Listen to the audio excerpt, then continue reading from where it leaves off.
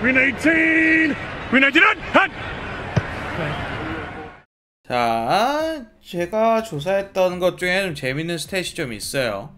아마 요런 것 때문에 게임이 좀 재미없다고 느껴질 수 있었는데, 현재 게임당 득점률이, 이게 기준이 9주차인가 10주차인가 기억이 안 나는데 21.8점이에요 이게 2000년대 초반 이후로 거의 20년, 10몇 년 만에 가장 저조한 득점률이거든요.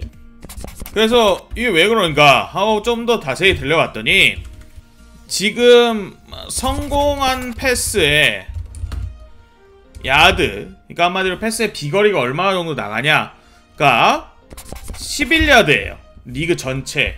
근데 이게 통계에 의하면 1933년 이후로 가장 낮은 수치래요. 그러니까 한마디로 패싱 게임이 전혀 풀리지 않고 있다 보니까, 반면에 러싱은 매 러시당 4.5야드예요 평균이, 리그 평균이. 이거는 NFL 역대 최고의 수치예요. 한마디로 뭐냐, 득점률이 낮은데 패스가, 롱패스들이 전혀 이루어지지 않다. 게임의 다이나믹한 롱패스들이 많이 사라졌다. 그리고 반면에 근단거리의 러싱은 굉장히 늘어났다. 요런 거를 암시적으로 볼 수 있는 스탯 지표이긴 합니다. 근데 물론 여기에 대해서 우리가 그러면 생각을 해볼 수가 있는 게 무엇이냐. 자, 성공한 패스 야드가 그만큼 낮다는 거는 도대체 왜 이러는 걸까에 대해서 사람들이 많은 이야기를 하는데, 가장 인기 있는 의견은 수비수들의 전술뿐만이 아니라 체형, 가지고 있는 기술, 이러한 모든 것들이 대패싱에 맞춰서 변형되었다라는 게 굉장히 대세인 의견 중에 하나입니다. 무슨 말이냐? 자, 전술적인 측면에서는 우리가 이제 대마운드 상대법이라 하죠. 커버 2, 이런 식으로 굉장히 뒤에 수비들을 많이 배치해서 공격의 모든 플레이가 이 최후방 수비의 앞에서, 그러니까 야, 너네 한 10야드 15야드 가게 해줄게, 대신에 20, 30야드 패싱은 절대 허용하지 않는다는 마음으로 소프트 커버리지라고 하죠. 이 상대에게 최후방만 깊게 걸어 잠그는 거예요. 수비들의 모든 전략이. 왜냐면 이 마홈즈 이런 애들의 빅패스에서 시작되는 빅플래스로 게임이 너무 한순간에 무너지는 걸 많이 봤으니까 절대 그걸 허용하지 않고 차근차근 필드를 전진해서, 이 차근차근 필드를 전진하는 것도 되게 어렵거든요. 왜냐면 한 번만 삐끗하면은 그대로 서덴 롱 상황으로 강제가 되는 거니까. 그렇기 때문에 절대 이 수비수들 최전선 최후방으로 물리고 러쉬는 극소수만 하는 등 대전술이 대패싱에 맞춰서 많이 변형이 되었다. 요게 첫 번째. 그리고 두 번째는 바로 이제 요 라인맨과 라인베커들에 대한 이야기인데, 옛날에는 라인맨의 체중이 300파운드 막 이랬어요. 엄청나게 덩치가 큰 애들이 앞손에서 자리를 잡아주는 게 굉장히 큰 역할을 했단 말이에요, 얘네들이. 이 300파운드짜리 덩어리들이. 근데 지금은 리그의 최고 엘리트 수비 라인맨이라고 불리는 선수가 누굽니까? 에런 도널드잖아요. 얘가 270파운드인가 밖에 안 해요.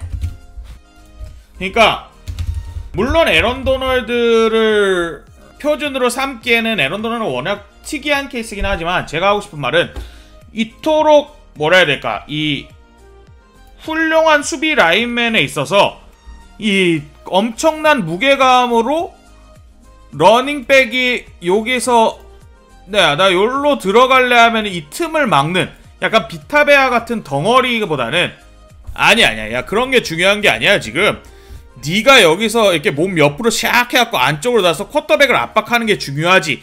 이런 식으로 쿼터백 압박의 모든 초점이 만들어진 상태로 그런 선수들을 팀에서 뽑다 보니까 선수들도 그런 선수들이 각광을 받고, 그런 식으로 몸과 기술을 단련하고, 이런 식으로 이 라인맨들이 전부 다 패싱에 특화가 돼 있어요. 패스 러싱에. 요 라인맨들은. 세이프티랑 라인베커들은 옛날에는 제1덕목 무엇이냐? 태클을 얼마나 잘할 수 있느냐. 이 러닝백이 예를 들어 라인맨이 요로 가면은 여기에 공간이 나면은 요 상태로 들어가서 러닝백의 태클을 얼마나 잘할 수 있느냐. 이러한 능력이 1번이었단 말이에요. 근데 지금은 아니야. 얘의 가로 수비 범위가 얼마나 넓냐, 지역 수비가 얼마나 넓냐, 요런 게 선수를 판단하는 데 있어서 1번 자질이 돼가고 되었어요.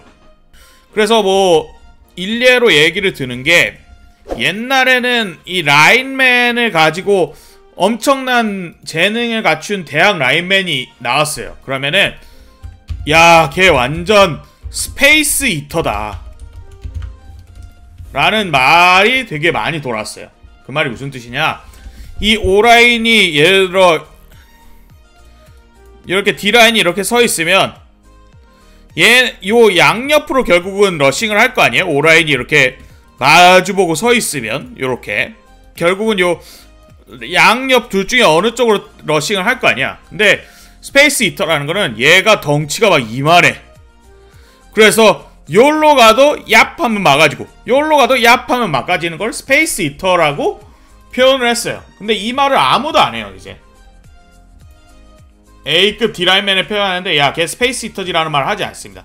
스페이스 이터라는 말은 오히려 뭐 이 말도 잘 쓰이진 않지만 이 라인베커가 수비 범위가 이만큼 넓다라고 할 때 오히려 쓰여요.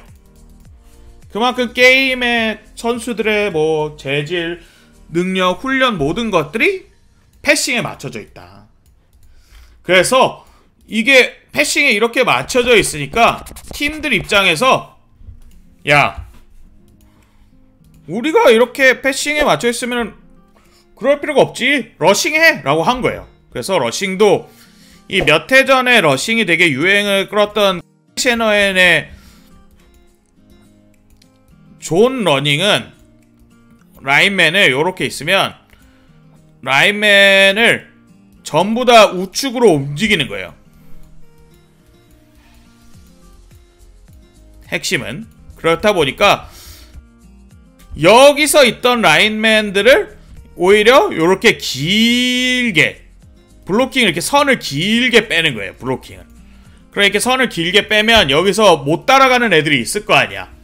그럼 여기서 생기는 구멍을 뒤에 있는 러닝백이 가다가 난 요 구멍 갈래 하면은 이 구멍을 빠르게 보고 쑥 들어가는 게 존 러닝의 어쩌면 골자인데, 이걸 하려면은 오라인맨이 작고 빨라야 됩니다. 뭐 크고 빠르면 좋지만 크고 빠르면 비싸니까 힘이 좋은 것보다 빨라야 되거든. 얘가 여기까지 나가서 블로킹을 해야 되니까. 그러니까 오라인도 작아졌어.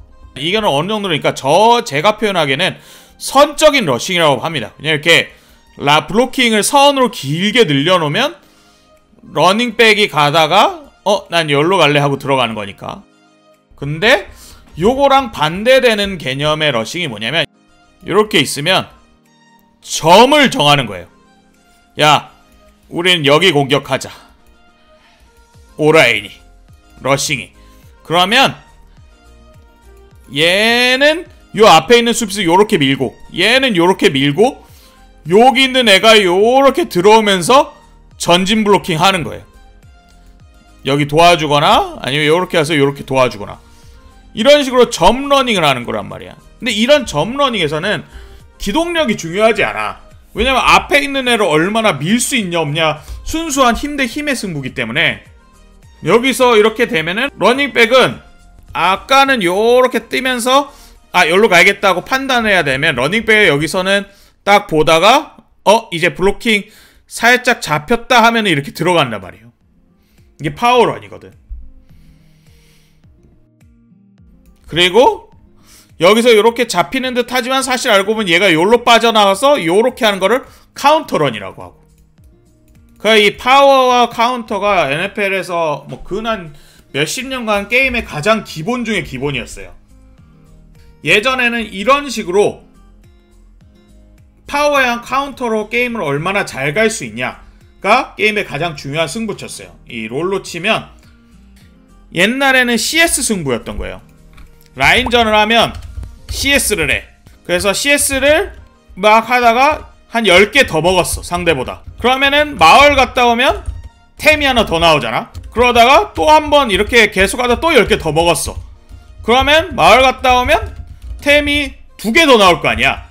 왜냐면은 여기서 하나 나왔을 때는 내가 10개를 더 먹었지만 내 템이 하나 더 오니까 CS를 내가 두 번째 갔다 올 때는 CS를 뭐 20개, 30개 더 먹을 거 아니야. 그럼 템이 2개 더 나와. 이렇게 하다 보면 자연스레 킬각이 나오고 게임을 이기는 거지. 이게 옛날의 러닝이랑 비슷한 거예요. 기본기였단 말이야. 근데 룰이 변했어. 2000년대 초반부터 시작하고 여러 이유로 인해서 말씀하신 것처럼 게임을 더 흥미진진하게 만들기도 했고 선수를 보호할 차원 뭐 여러 이유로 룰이 바뀐 거예요. 그 룰이 어떻게 되는 거냐? 롤로 치면 모든 챔피언의 피가 줄어든 거야. 그러니까 피가 줄어드니까 어떻게 돼? 이거 조금만 해도 킬각이 계속 보이는 거지. 그러니까 야, 왜 CS만 더 먹는 거에서 만족해야 돼? 난 킬 딸래. 이렇게 되는 거죠. 왜냐면 킬을 따면은 CS 10개 더 먹는 것보다 훨씬 더 큰 이득을 줄 수 있잖아. 한 번 킬 따면 그대로 라인저 거의 끝난 거나 마찬가지니까. 야, 난 킬 딸래 해가지고 킬을 따는 굉장히 공격적인 게임으로 나오게 되는 거예요. 그래서 모든 선수들의 플레이 스타일이 킬 딸래식의 공격적으로 나오는데 이게 바로 빅패스 플레이입니다. 일종의. 쉽게 설명을 하자면, 굉장히 크게 일반화를 하자면. 근데 이렇게 되다 보니까 감독들이 전술을 바꾼 거지. 야, 얘 다 미친놈 됐어. 뭐만 하면 킬달로 들어와. 그러니까 정글러한테 대기 계속 시키는 거야. 야, 저 새끼 무조건 킬각 보러 무리해서 들어오니까 그때 역으로 따라. 이런 식으로 되는 거예요. 그러니까 한마디로 수비진이 이러한 공격적인 전략에 대비한 전술을 만들어간 거죠. 그게 아까 말했던 뭐 최후방 수비를 2명을 최후방으로 놓는다거나 수비진 구성을 패스를 카운터 칠 수 있게 얇고 빠른 애들 위주로 둔다거나 이런 식으로 하는 거예요. 그러다 보니까 야, 그러면은 킬이 안 나네? 하니까 이제 힘들어지는 거야. 왜냐면은 얘네는 킬 따는 거에서 버릇을 들였기 때문에 이러한 차분한 차근차근 하는 플레이는 불가능하거든. CS를 10개씩 더 먹고 돌아오고 이러한 플레이는. 그래서 오히려 지금 현재 리그의 대표적인 강팀들 있죠. 시애틀 시호크스, 뭐 누구냐, 또 뉴욕 제츠, 달라스 카우보이스, 이글스는 뭐 좀 예외긴 하죠. 어쨌든 뭐 이글스도, 그 다음에 또 어디야, 포티나이너스, 커맨더스, 타이탄스, 전부 다 런닝이 굉장히 강한 팀입니다. 또 아까 말했던 파워런과 카운터런 있죠. 요거의 수치가 재밌는 게 있어요. 제가 PFF에서 봤는데 존 러닝이 있어요. 그리고 2021년이 있고 2022년이 있어. 그러면 매 시도당 러싱 야드를 보면 요게 한 4.3 정도 돼요. 그리고 2002년도 4.3이야. 그러니까 한마디로 존 러닝의 뭐라 해야 될까, 효율은 대동소이하다. 반면에 파워러닝의 비율은 4.2였다면 2021년에 지금까지 5.3야드다. 이 정도로 이 전술이 뭐라 해야 될까, 확실히 돌고 돈다고 표현을 하잖아요. 그러니까 이 대패싱의 시대가 오면서 많은 팀들의 수비가 그거에 맞춰서 적응을 했고, 그러다 보니까 오히려 러싱 팀들이 효과를 많이 거두고 있다. 아직까지 시즌의 아직까지의 흐름은 그렇습니다. 그래서 올해 이러한 여러 이유 때문에 이런 말도 안 되는 스탯들이 계속 나오고 있습니다. 러싱이 매 러시당 최고 높고. 근데 물론 요거는 감안해야 돼. 쿼터백들의 러싱이 그 어느 때보다 많은 시기이기 때문에 쿼터백들은 또 매번 평균 러싱 야드가 막 8야드, 9야드 이런 식으로 되기 때문에 이 수치가 다소 뭐라 해야 될까, 모든 거를 말하지 않을 수는 있다. 요런 점은 얘기를 해야 됩니다. 그래서 물론 여기서 이제 중요한 거는 아까도 말씀했지만 과연 이런 식으로까지 이렇게 굉장히 그 클래식한 옛날 냄새가 많이 나는 팀들이 최고의 무대, 최고의 순간에서까지 승리를 할 수 있냐? 라면 아직까지 뭐 최근 한 5, 6년 사이에서 증명 안 되었어요. 왜냐면 이런 트렌드 자체가 굉장히 올해 처음 나오는 트렌드이기 때문에. 그래서 과연 이러한 지금 올해 파란을 일으키고 있는 수많은 팀들이 흔히 말해 A급 쿼터백이 없는 패트릭 마운즈, 조시 알렌, 뭐 조 버로우 이런 식의 A급 쿼터백이 없이 파란을 일으키고 있는 팀들이 시즌이 끝날 때까지도 그러한 자신들의 굉장히 클래식한 컨셉으로 잘할 수 있을지 보는 것도 굉장히 재밌는 관전 포인트 중 하나일 거다라는 말입니다.